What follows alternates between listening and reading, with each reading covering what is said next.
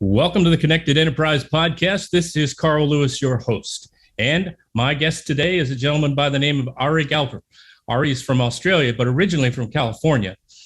He's also the world's #1 authority on trust-based selling and has been featured in places like CEO Magazine and Forbes and Inc. Magazine and SkyNews, I believe, and even the Australian Financial News. So that's pretty good collection. And you've got a new book. All about it's called Unlock the Sales Game, I believe. And so we'll talk about that before we get to the end of today. But Ari, welcome to the podcast. Tell us a little bit about yourself and how you got where you are today. Thank you, Carl. Appreciate it. And looking forward to spending some time with you today. So over the last 20 years, I've been specializing in a unique niche called trust-based selling, which basically helps entrepreneurs, CEOs, and sales teams to basically shift their thinking around selling away from the actual goal of the sale itself to instead building deep trust with people, which ironically doubles the ability to convert more sales. And it's very contrarian because we've been taught over the years to chase opportunities, play the numbers game, pursue people. And it turns out if you take the pressure out of that process, you can unlock this sales game in a way that people really resonate with you. So my work's all around how to build trust with people in the sales process without having to do the dysfunctional behavior of chasing people. As you know, that people hate that. Well, as I told you when we first met, it's intriguing to me because I've done a little bit of sales work in my lifetime, and I always had great relationships with prospects and customers. And I always felt like that was the best way to do it. So when I heard that you were kind of focused on this, it's like, where's this guy been my whole life? So tell us, what are really the origins of trust selling? Where'd the idea come from, and how did you sort of say, I got to do this? Sure. So there's an experience that happened to me when I used to be a sales manager in a software company. We launched the first online website data collection tools. Now it's called Google Analytics. Back then, actually cost money. And I was managing a large team underneath me, but the big leads came across my desk, the big opportunities. And this one day I got a phone call from the website. I picked the phone up and it was a huge opportunity, big company, lots of websites, and they agreed to a conference call Friday afternoon, 4:00, never forget it.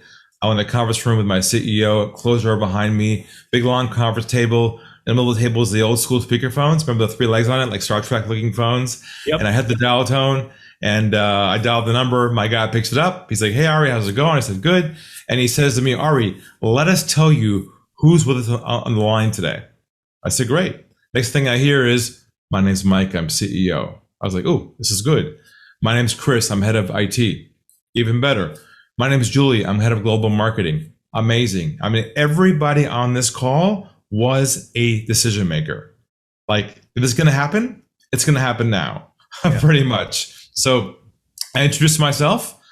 We all logged in and I began giving them a live demo over the web to show them what it looks like to see all their information of their website statistics live. And I'm showing this to them, walking them through everything.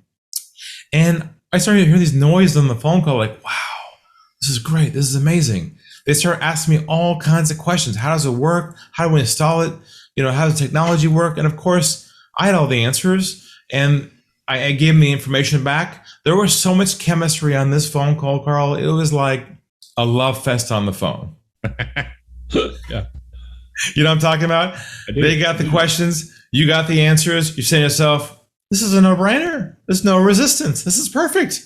All is well. So an hour goes by. They're excited. They're amazed by the offering. I do everything I was taught to do in the sales game. Answering objections, building rapport, building relationships, doing everything I'm supposed to do by the book. And at the end of the call, my guy's like, "All right, this is amazing. We love it. Look, give us a call a couple of weeks, follow up with us, and we'll move this thing forward." I was like, "Oh, thank you, God. Perfect." So I said my goodbyes. I reached for the phone to hit the off button. As I'm reaching for the off button, by complete accident, I hit the mute button instead of the off button. And they thought I hung up the phone.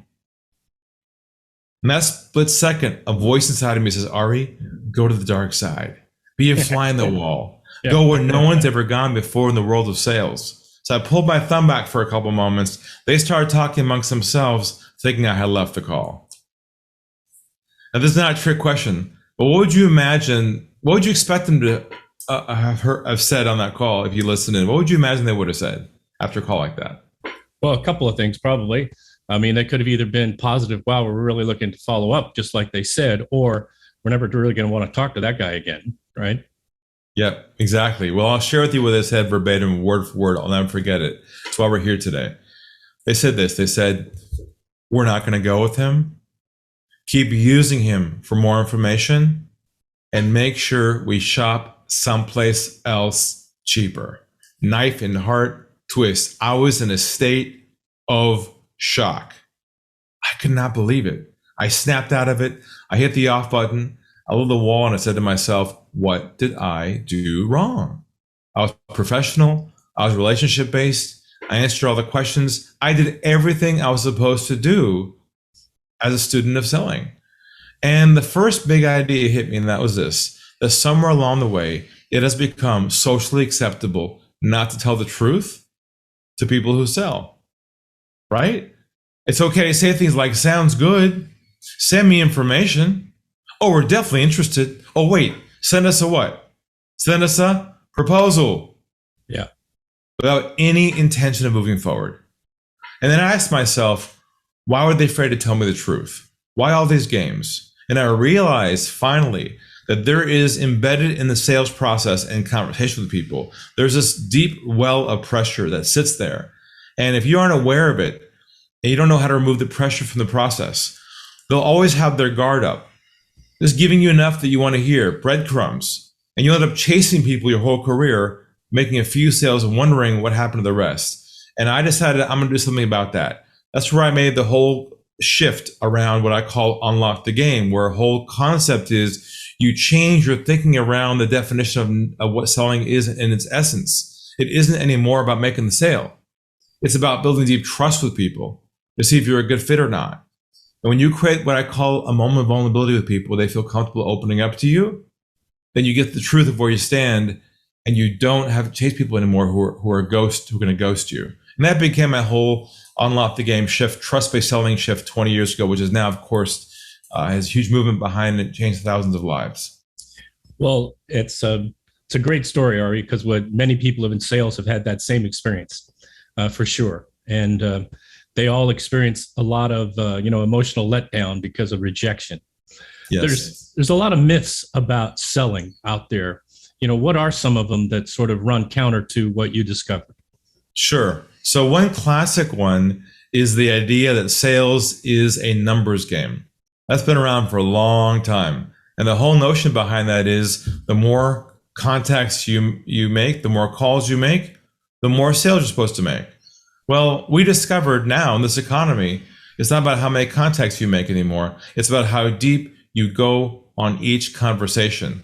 How good you are at trust building, not how good you are, how many contacts you make. The second notion and myth is the idea that the sale is lost at the end of the process. And my whole case is the sale is not lost anymore at the end of the process. It's now lost at the beginning, at hello. And I'll prove it to you right now in a fun way. If someone calls your office tomorrow morning, Carl, and you pick up the phone and you hear, hi, my name is, I'm with, we are a, what goes through your mind in about 3 seconds? What are they trying to sell me? It's over at hello. Yeah. And I'm not suggesting that your folks are all doing outbound calls, but I'll make the case today that many of them are losing their opportunities, not at the end of the process, they're losing it at the beginning because they didn't know how to build trust with people from the beginning. And the last ones you mentioned before is the idea of rejection. The rejection is part of the game. If you can't take a no, if you're not tough enough, if you're not thick-skinned enough, you're not made for success. Well, we discovered that rejection is triggered by certain things you say and do unconsciously that cause the other person to push back on you and now put you in the bad position to build that trust. So these are all the myths we have to kind of pop open before someone's really ready for a change. Yeah, really, if you can, most people can easily see themselves in those three, right? Yeah, I've been there. Everybody would be in the room going, yep, check that one off. Yeah, exactly. So what are the basics of trust selling? There's two core principles behind our trust-based selling approach. And the first one is the idea of always be diffusing pressure, taking pressure out of the conversation. Now, we invented our own body of work around what we call trust-based languaging. Words, not scripting, but words and phrases to use that are authentic and natural to take the pressure out and build that trust. Let me give you an example right now. Let's say in a call with somebody for the first time, a prospect, a first conversation. Call is going well, good chemistry, good opportunity, you're excited, call comes to a close. Normally we say things like what?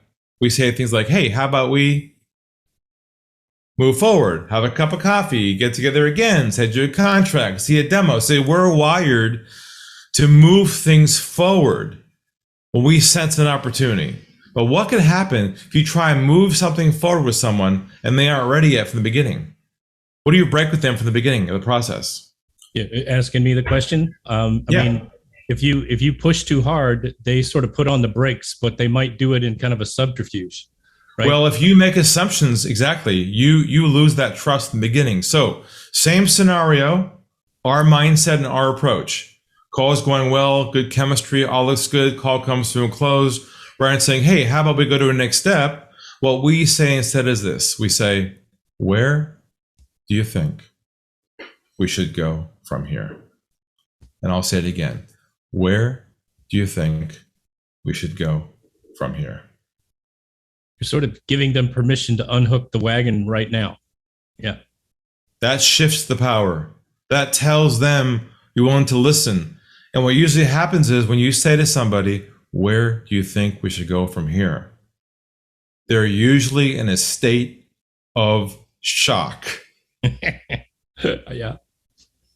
They can't believe somebody in business would ask them what they want to do because they're so used to being pulled down a linear process. And usually they say things like, well, I've got one more question. Or what about this? You know what comes out? The truth. Yeah. And that's your goal. Your goal is to build enough trust with someone where they feel comfortable opening up to you and telling you everything so you know where you stand versus guessing along the way on a long sales cycle and hoping it'll work out. Yeah. That's the first principle. The second one is the idea of what I call getting to the truth with people. Now, what does that mean? What that means is having them feel comfortable opening up to you and telling you the truth of where they stand. You're not playing games anymore with anyone. You're unlocking this game. Here's an example. I recently got a phone call that came inbound to our company. It got through my team. It got to me. I picked the phone up and I said, hello. And he says, Mr. Galper? I said, yes. My name is John Johnson. I'm changing the name. I'm with XYZ company. We're looking to bring someone in to change the culture of our sales organization. We're looking at you and a few other people. We'd like to know, first of all, why should we go with you? Why you're the best? And give me your best sales pitch. He says this to me inbound. So now they're a big, huge company. I'm a human being too, but I took a deep breath. I got centered in my approach. I lowered my voice and I said this to him. What I said was this. I said, well, isn't that interesting? Now there's more, don't worry, but I paused for a couple of seconds. Yeah. And then I said, over here at our company, we have a similar process to you where we ask some questions, gather information to see if we're a good fit. And if we're a good fit, we decide where to go from there. And I said to him, would you be open to that? That's all I said to him. Next thing I heard on the phone, dead silence, not a word. Then I felt his breath, like he actually breathed like a sigh of relief. I could tell over the phone. He almost lowers his shoulders. I could tell. He lowers his voice and he says to me, okay, what kind of questions do you have for me? Next thing I know, within 5 minutes, I discover 1, he's not a decision maker. 2, he has no budget. And 3, he's just curious as to what I do. Right. And off he went to some of my videos on my website, and I hung up the phone. Now, what did my process just save me months of? Trying to sell him something he wasn't going to buy. Yeah. Chasing, pursuing, time, energy, wasted resources It's almost like this drug in our bodies, and it's latent and it's triggered with inbound calls like that. You know, the drug is called? It's called hopium. You know the hopium thing? I like that. You're like so excited. I got the call. Yeah. You tell your team, I got the big opportunity. You're so excited. And then you follow up with them. You call, you get their voicemail. Like, what? He's not there. Then you go to your email and you write this email. You write, hi, I'm writing you to what? To follow up on our conversation. Now I'm going to ask all your listeners and viewers now to take an oath with me, a verbal oath, to never again, as of this recording, ever use this phrase again. Here it is. Never again use the phrase in your career, the phrase follow up, ever again as of today. What's the only industry in the world that uses that word follow up? I can think my doctor wants to use that all the time. Typically, salespeople. Hi, I'm going to follow up. There's a few more classics. Remember the ones from the 80s? Checking in, touching base. We're still using all this old languaging that associates us with the negative salesperson stereotype. Yep. Because follow-up is chasing them to move things forward. When you move them forward, it puts pressure on them, and they don't tell you the truth anymore. Now you're playing the game. So instead, here's what you say. This goes right from our materials. You say, I'm giving you a call to see if you have any feedback from our previous conversation, any feedback from our proposal, any feedback from our last meeting. See, feedback is moving them forward. Feedback is moving them backwards. That's taking the pressure out, and that releases the truth. Once you own this concept and you master the art of this, you will never, ever go back to chasing ghosts, playing the sales game, and losing money for your company, which people are always doing all the time in this distraught, dysfunctional process. Yeah, that's very true. You know what it sounds like, Ari, is a lot of times, when we meet with prospects as salespeople, it's like they know how to flip our switch and get us to tell them our story. And it never really happens until it reverses and they start telling you their story. Correct. And this trust component has got to be there for that to happen. So I really like how you take the pressure off of not pushing it to go forward, because they feel like they've got to hide stuff from you the instant you start doing that. And so you can spend, some sales cycles are a year long, right? For major sales. And you waste all that time trying to dig out a little bit more information. And like you say, then you lose it at the end. One phrase that I heard that always made sense was, at least part of it did. The lose often part I didn't like, but lose early, I like that part. Because if it's not a fit, it's not a fit, right? The goal is to get the truth as soon as possible. Yeah. And if you're not taught how to do that, which is, by the way, is a new skill, you always be caught up in chasing whatever appears to be an opportunity, which is a mistake. Yeah, you want to find the genuine opportunity, and rather than trying to make something out of nothing, right? So playing the numbers game is a losing game. Yeah, exactly. Well, so Ari, where can people find these materials? Because I think, what you're saying is very, very attractive, and definitely something that, a lot of the salespeople I know would benefit from, to have this sort of approach. Where are you available, and where's your stuff available? Look, there's a few options. First, if you go to unlockthegame.com, there's a free masterclass there. You can watch right away a video that gives you more insights about this. You get my book on the website too, called Unlock the Sales Game. Has lots of languaging in there, new ideas. I've got a new book coming out next year called The One Call Sale, which is a whole new level up from this material.